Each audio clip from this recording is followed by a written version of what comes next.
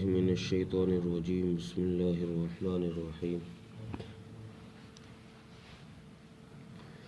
فما لكم في المنافقين فئتين والله أركسهم بما كسبوا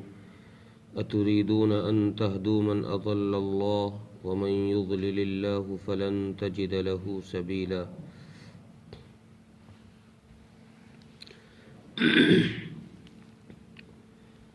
اس سے پہلے بھی کئی آیتوں کے اندر اللہ تبارک و تعالی نے مسلمانوں کے لیے کچھ باتیں ایسی ارشاد فرمائی ہیں کہ وہ عمل کے قابل ہیں۔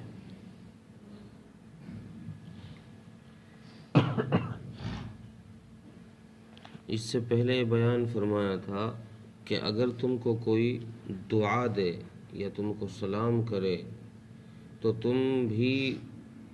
کم سے کم اس جیسی ہی دعا دو، ورنہ تو اس سے بہتر دعا واپسی میں اس کو دو۔ اور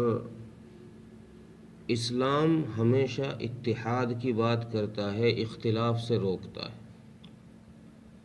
مختلف ہونے سے، آپس میں نا اتفاقی کرنے سے، آپس کے اختلاف سے اللہ تبارک و تعالی نے کئی جگہ پر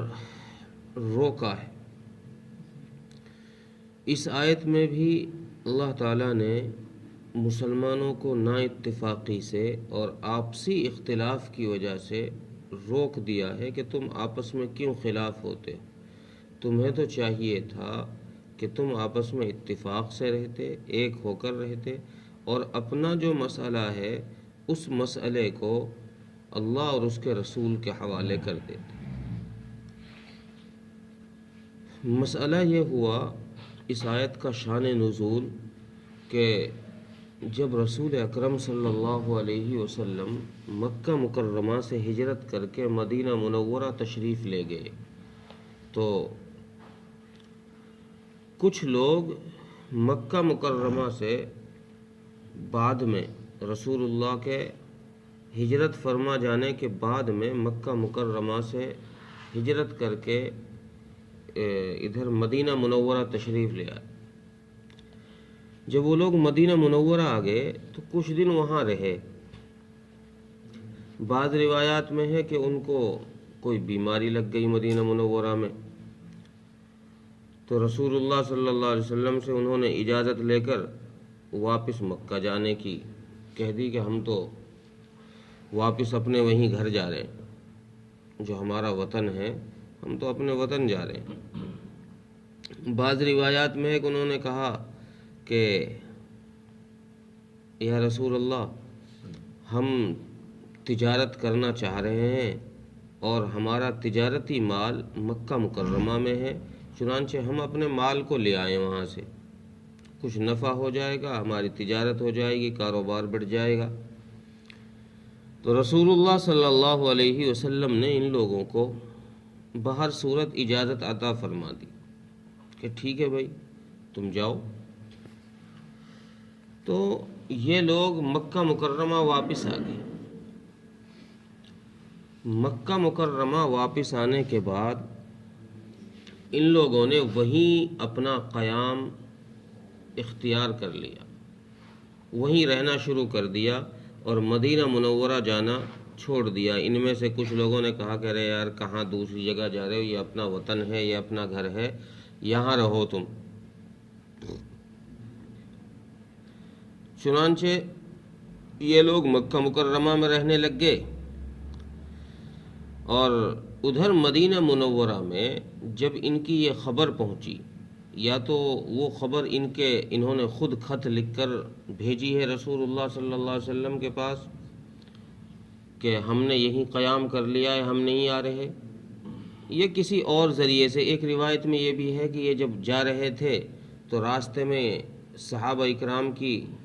کوئی جماعت آ رہی تھی، ان سے ان کی ملاقات ہو گئی، ان سے انہوں نے بات چیت کی، تو صحابہ اکرام نے ان سے پوچھا بھائی کیوں جا رہے ہو؟ تو انہوں نے کہا کہ بھائی ہماری یہاں طبیعت نہیں لگتی،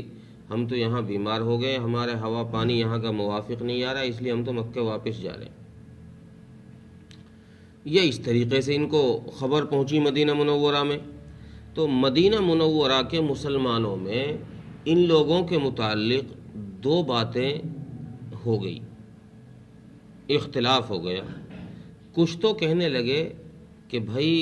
وہ پکے سچے مسلمان تھے، اپنے کسی کام کی وجہ سے وہ یہاں سے چلے گئے ہیں، اور بعض نے کہا کہ نہیں بھائی وہ تو منافق ہیں، وہ تو منافق ہیں، تم ان کے بارے میں ایسی باتیں کیوں کرتے ہو کہ وہ مسلمان ہیں؟ اگر وہ مسلمان ہوتے تو وہ یہاں مدینہ منورہ میں آتے، جب اللہ تبارک و تعالیٰ نے ہجرت کا حکم دے دیا اور مسلمان سارے یہاں آ رہے ہیں مدینہ منورہ، تو ان کو تو وہ آ گئے پھر یہاں سے چلے گئے تو پتہ یہ چلا کہ وہ تو منافق ہیں، مسلمان ہی نہیں ہیں۔ اگر وہ پکے سچے مسلمان ہوتے تو اور مسلمانوں کے ساتھ وہ بھی مدینہ منورہ میں رہتے۔ تو اللہ تبارک و تعالیٰ نے جو یہ اختلاف ہوا صحابہ اکرام کی جماعت میں کہ آدھے لوگ کہہ رہے ہیں کہ وہ مسلمان ہیں، آدھے لوگ کہہ رہے ہیں کہ نہیں وہ منافق ہیں، اس اختلاف کو اللہ تبارک و تعالیٰ نے پسند نہیں فرمایا، اور یہ آیت کریمہ نازل فرمائی کہ تمہیں ہو کیا گیا ہے، تم ذرا سی بات پر نا اتفاقیاں شروع کر دیتے ہو، ذرا سی بات پر گروہوں میں بٹ جاتے ہو، ایک فریق ادھر ہو جاتا ہے، کچھ لوگ ادھر کچھ لوگ ادھر، تمہیں ہو کیا گیا ہے؟ کیا تم یہ چاہتے ہو، اللہ فرما رہے ہیں کہ کیا تم یہ چاہتے ہو کہ جس شخص کو اللہ گمراہ کر دے، اللہ راستے سے ہٹا دے، تم اس کو ہدایت دے دو؟ یعنی جو لوگ مدینہ منورہ سے مکہ مکرمہ چلے گئے وہ لوگ مسلمان نہیں ہیں، وہ تو وہ لوگ ہیں جن کو اللہ تبارک و تعالیٰ نے ان کے اعمال کی وجہ سے، ان کے بری نیتوں اور برے کرتوتوں کی وجہ سے اللہ تبارک و تعالیٰ نے ان کو الٹ دیا ہے، مسلمانوں کی جماعت سے ان کو نکال دیا ہے۔ جب وہ نکل گئے تو پھر وہ منافق اور کافر ہیں۔ تم ان کے متعلق یہ خیال کر رہے ہو کہ وہ نہیں پکے سچے مسلمان ہیں، تو اللہ تعالیٰ نے اس بات سے سختی کے ساتھ روکا کہ کیا تم یہ چاہتے ہو جس کو اللہ گمراہ کر دے اس کو تم ہدایت پر لاؤ؟ ایسا بالکل نہیں ہوگا، ایسا ہو ہی نہیں سکتا۔ اس کی وجہ اللہ تبارک و تعالیٰ نے یہ فرمائی ہے کہ جس کو اللہ تبارک و تعالیٰ گمراہ کر دیں اس کے لیے کوئی راستہ نہیں ہے، نہ کوئی راستہ ہے اس کے لیے، اور نہ کوئی ایسا شخص ہے کہ جو اس کو ہاتھ پکڑ کر راستہ بتا دے۔ راستہ بتانے والا بھی کوئی نہیں ملے گا اور نہ اس کے لیے کوئی راستہ پائے گا۔ اس لیے تمہیں چاہیے اے ایمان والو کہ تم جو بات اللہ تبارک و تعالیٰ کی طرف سے طے ہو جائے، اللہ کا رسول جس بات کو تمہیں بتا دے، تم اس بات پر جم جاؤ اور اس میں آپس میں اختلاف نہ کرو، بلکہ اتفاق کے ساتھ، محبت کے ساتھ ایک دوسرے کے ساتھ رہو، ایک دوسرے سے جدا نہ ہو۔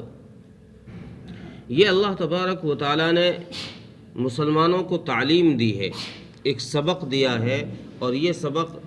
صحابہ اکرام رضوان اللہ علیہم اجمعین اگرچہ اس کے مخاطب ہیں، لیکن یہ حکم اللہ تبارک و تعالیٰ کا عام ہے اور قیامت تک کے لیے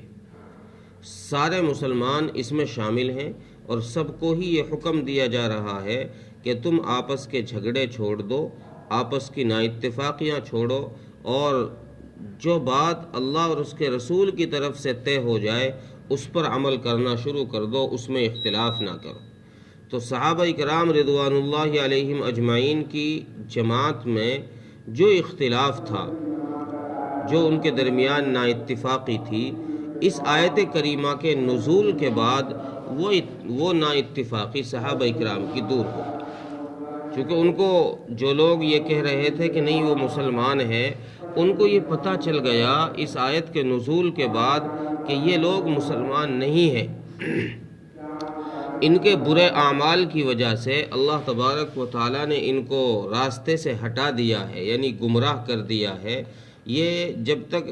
صحیح راستے پر تھے جب تک تو ٹھیک تھا، لیکن یہ غلط راستے پر جا پہنچے، ان کے اعمال کی وجہ سے۔ ایک بات اس آیت سے یہ بھی پتہ چلی کہ انسان جیسے اعمال کرتا ہے اللہ تبارک و تعالیٰ اس کے اعمال کی وجہ سے ہی فیصلے فرماتے ہیں۔ اگر اچھے اعمال کرتا ہے تو فیصلے اللہ تبارک و تعالیٰ کی طرف سے اس کے حق میں اچھے آتے ہیں، اور اگر اعمال وہ غلط کرتا ہے، برے اعمال کرتا ہے، تو پھر اللہ تبارک و تعالیٰ کی طرف سے فیصلے بھی غلط ہی اس کے لیے آتے ہیں۔ تو اس لیے انسان کو یہ چاہیے کہ وہ اعمال کرے تو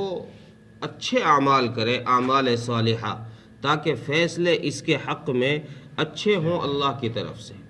اور اگر اعمال سیئہ کرے گا، برے اعمال کرے گا، تو پھر اللہ تبارک و تعالیٰ راستے سے ہٹانے میں دیر بھی نہیں لگاتے، چونکہ اللہ کو کسی کے اعمال کی، کسی کے عبادت کی ضرورت نہیں ہے، حاجت نہیں ہے، وہ بے نیاز ہے۔ وہ تو انسان کو جو اعمال پر لگایا ہے وہ صرف انسان کے امتحان کے لیے لگایا ہے کہ اللہ یہ دیکھنا چاہتے ہیں کہ یہ کام کر بھی لیتا ہے یا نہیں کرتا، یہ ہماری مان بھی لیتا ہے یا نہیں مان لیتا، ورنہ تو اللہ تبارک و تعالیٰ سجدوں سے پاک ہیں کہ اللہ کی ذات کے لیے سجدے کیے جائیں، نہ کرے کوئی بھی، ساری دنیا میں سب منکر ہو جائیں تو اللہ کی شان میں کوئی فرق آنے والا نہیں ہے۔ ساری دنیا کے لوگ موحد ہی ہو جائیں پھر بھی اللہ کی بادشاہت میں کوئی فرق آنے والا نہیں ہے۔ تو اس آیت سے پتہ چلا کہ انسان کے اعمال کی وجہ سے ہی انسان گمراہ ہوتا ہے، انسان کے اعمال کی وجہ سے ہی انسان ہدایت پر آتا ہے۔ ترجمہ دیکھیں، فما لکم فی المنافقین فئتین واللہ ارکسہم بما کسبوا، تمہیں کیا ہو گیا ہے کہ تم دو فریقوں میں بٹ گئے ہو، دو جماعتوں میں بٹ گئے ہو ان منافقین کی وجہ سے۔ واللہ ارکسہم بما کسبوا، اور اللہ تبارک و تعالیٰ نے ان کو الٹ دیا ہے ان کے اعمال کی وجہ سے۔ اتریدون ان تہدوا من اضل اللہ، کیا تم یہ چاہتے ہو کہ تم اس کو ہدایت دے دو؟ کیا تو یہ چاہتا ہے کہ اس کو ہدایت دے دے جس کو اللہ نے گمراہ کر دیا ہے؟ وَمَن يُضْلِلِ اللَّهُ فَلَن تَجِدَ لَهُ سَبِيلًا، جس کو اللہ تبارک و تعالی گمراہ کر دے تو تم اس کے لیے کوئی راستہ نہیں پاؤ گے، اس کو ہدایت پر لانے کے لیے کوئی راستہ نہیں بچے گا۔ اللہ تعالیٰ عمل کی توفیق۔